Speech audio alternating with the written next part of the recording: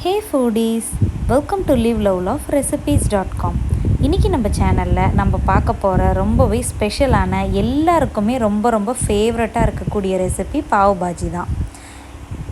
இந்த வீடியோவில் பாஜி எப்படி செய்கிறது அப்படின்றத நான் இன்றைக்கி அப்லோட் பண்ணுறேன். பாவ் பன்ஸ் எப்படி செய்கிறதுன்றதை செப்பரேட்டாக இன்னொரு வீடியோவில் அப்லோட் பண்ணுறேன். இந்த பாவ் பன்ஸ் ஏற்கனவே பார்த்திங்கன்னா வெளியிலேயே கிடைக்கும் கடையில் ரெடிமேடாக. அந்த மாதிரி கிடச்சிதுன்னா வாங்கி நீங்கள் யூஸ் பண்ணிக்கலாம். இல்லைனா பாவ் பன்ஸ்க்கான ரெசிபி வீடியோவையும் நான் சீக்கிரத்தில் அப்லோட் பண்ணுறேன். பார்த்து நீங்களும் ட்ரை பண்ணி பாருங்கள். வாங்க இப்போ இந்த ரெசிபி எப்படி செய்யலான்றதை பார்க்கலாம்.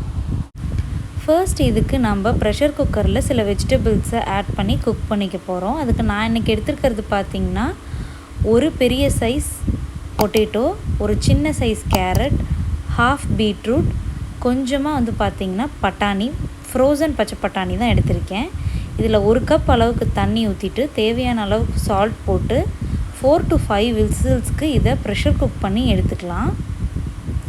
5 விசில்ஸ் கொடுத்தீங்க அப்படின்னாலே இது எல்லாமே நல்லா ப்ரெஷர் குக் ஆகிடும். இந்த மாதிரி ப்ரெஷர் குக் ஆனதுக்கு அப்புறமா ஒரு மேஷரை வச்சு நல்லா மேஷ் பண்ணி விட்டுருங்க.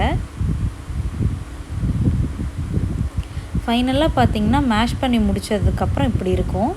இப்போ நாம் பாஜி செய்ய ஆரம்பிச்சிடலாம். ஃபர்ஸ்ட் ஒரு கடாயை ஹீட் பண்ணிவிட்டு அதில் 2 டேபிள் ஸ்பூன்ஸ் அளவுக்கு பட்டரை சேர்த்துக்கலாம். பட்டர் நல்லா உருகி 4 ஸ்பூன் அளவுக்கு நெய் வந்துடும். அதுக்கப்புறமா ஒரு பெரிய சைஸ் வெங்காயத்தை நல்லா பொடியாக சாப் பண்ணி வச்சுருக்கிறேன். அதை ஆட் பண்ணி நல்லா சாட்டே பண்ணிக்கலாம். வெங்காயம் ப்ரௌன் ஆகணும் அப்படின்றதெல்லாம் அவசியம் இல்லை, கலர் சேஞ்ச் ஆனாலே போதும். இப்போ கூடவே 1 டீஸ்பூன் அளவுக்கு இஞ்சி பூண்டு விழுதியும் ஆட் பண்ணிவிட்டு அதோட ரா ஸ்மெல் போகிற வரைக்கும் நல்லா சாட்டே பண்ணி விட்டுடலாம்.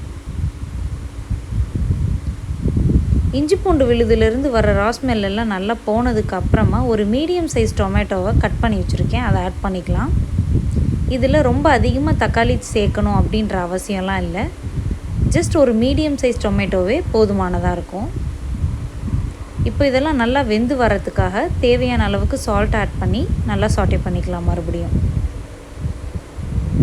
இதை கொஞ்ச நேரம் மூடி வச்சு குக் பண்ணோம் அப்படின்னா சீக்கிரமாக நம்மளோட தக்காளி வதங்கி வந்துடும். ஸோ ஆல்மோஸ்ட் நம்மளோட டொமேட்டோஸ் வதங்கி வந்தாச்சு. இந்த சமயத்தில் ஒரு 1.5 டீஸ்பூன் அளவுக்கு Kashmiri red chilli powder add பண்ணிக்கலாம். 1/4 டீஸ்பூன் அளவுக்கு மஞ்சள் தூள், 1.5 டீஸ்பூன்ஸ் அளவுக்கு பாவ் பாஜி மசாலா பவுடர். இன்றைக்கி நான் Everest brand pav bhaji masala powder தான் எடுத்திருக்கேன். நீங்கள் எந்த பிராண்ட் வேணாலும் யூஸ் பண்ணிக்கலாம். இப்போது இது எல்லாத்தையுமே நல்லா கலந்து விட்டுடலாம். காஷ்மீரி ரெட் சில்லி பவுடர் பார்த்திங்கன்னா நல்லா நம்மளுக்கு கலர் தரும். காரம் கொஞ்சம் கம்மியாக தான் இருக்கும். இந்த டிஷ்ஷுக்கு ஸ்பெசிஃபிக்காக காரம் கொஞ்சம் கம்மியாக இருந்தால் தான் நல்லாயிருக்கும். இப்போ நம்ம ஏற்கனவே வெஜிடபிள்ஸை மேஷ் பண்ணி வச்சுருந்தோம் இல்லையா, அதையும் ஆட் பண்ணிவிட்டு நல்லா சாட்டே பண்ணிக்கலாம். வெஜிடபிள்ஸோடையே நம்ம ஆட் பண்ண மசாலா ஸ்பைசஸ் எல்லாம் குக் ஆகும்போது நல்லா அதோட ரா ஸ்மெல் எல்லாம் போயிடும். இப்போது இதை மறுபடியும் நம்ம மூடி வச்சு குக் பண்ணலாம். கொஞ்ச நேரம் மூடி வச்சு குக் பண்ணோம் அப்படின்னா நல்லா நம்மளுக்கு திக்காகி கிடைக்கிது பார்த்திங்களா. இந்த சமயத்தில் இதை நல்லா கலந்து விட்டுட்டு தேவையான அளவுக்கு தண்ணி ஊற்றி குக் பண்ணிடலாம். இது ரொம்ப தண்ணியாக இருந்தால் நல்லா இருக்காது. ஸோ ஓரளவுக்கு சாசி கன்சிஸ்டன்சியில் இருந்ததுனா தான் நம்மளுக்கு கரெக்டாக இருக்கும். ஸோ ஒரு 1/2 கிளாஸ் அளவுக்கு மட்டும் தண்ணி ஊற்றி நல்லா கலந்து விட்டாச்சு. இந்த சமயத்தில் உங்களுக்கு உப்பு காரம் செக் பண்ணிக்கோங்க. இன்கேஸ் பத்தலை அப்படின்னா ஆட் பண்ணிக்கோங்க.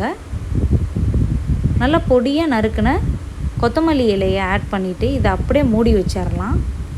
ஸோ தட் அந்த கொத்தமல்லியில் இருக்கிற ஃப்ளேவர் எல்லாம் நல்லா இன்ஃப்யூஸ் ஆகி நம்மளுக்கு சூப்பராக கிடைக்கும்.